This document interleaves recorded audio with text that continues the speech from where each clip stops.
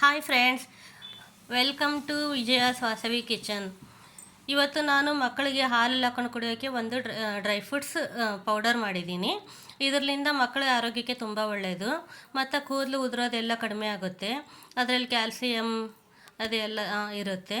ಅದಕ್ಕೆ ಮಕ್ಕಳಿಗೆ ಡೈಲಿ ಒಂದು ಲೋಟ, ಬೆಳಗ್ಗೆ ರಾತ್ರಿ ಒಂದೊಂದು ಲೋಟ ಹಾಲು ಕೊಡಿ. ಇದಕ್ಕೆ ಬೇಕಾಗುವ ಸಾಮಗ್ರಿಗಳು: ಖರ್ಜೂರ, ಒಣ ಖರ್ಜೂರ, ಅದು ಪಿಸ್ತಾ, ಗೋಡಂಬಿ, ಬಾದಾಮಿ, ಸನ್ಫ್ಲವರ್ ಸೀಡ್ಸ್, ಕಲ್ಲಂಗಡಿ ಸೀಡ್ಸ್, ಒಣ ದ್ರಾಕ್ಷಿ, ಒಂದು ಸ್ವಲ್ಪ ಶುಂಠಿ, ಯಾಲಕ್ಕಿ, ಒಂದು ಅರ್ಧ ಇಂಚುಗಿಂತ ಕಡಿಮೆ, ಮತ್ತು ಕೆಂಪು ಕಲ್ಲು ಸಕ್ಕರೆ, ಮಖಾನ, ಅದನ್ನೆಲ್ಲ ಈ ಥರ ಒಂದು ಪಾತ್ರೆಗೆ ಹಾಕಿಬಿಟ್ಟು ಸ್ವಲ್ಪ ಹುರಿಬೇಕು. ಒಂದು 2 ನಿಮಿಷ 3 ನಿಮಿಷ ಸ್ವಲ್ಪ ಬಿಸಿ ಆಗೋವರೆಗೂ ಅದನ್ನು ಇದು ಮಾಡ್ಕೋಬೇಕು, ಹುರ್ಕೋಬೇಕು.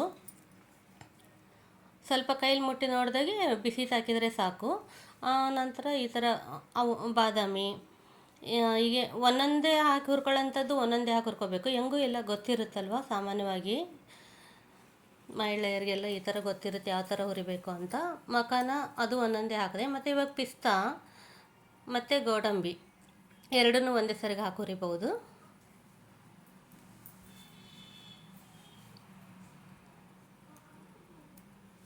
ಒಂದು ಸ್ವಲ್ಪ ಆ ಥರ ಬಿಸಿ ಮಾಡಬೇಕು.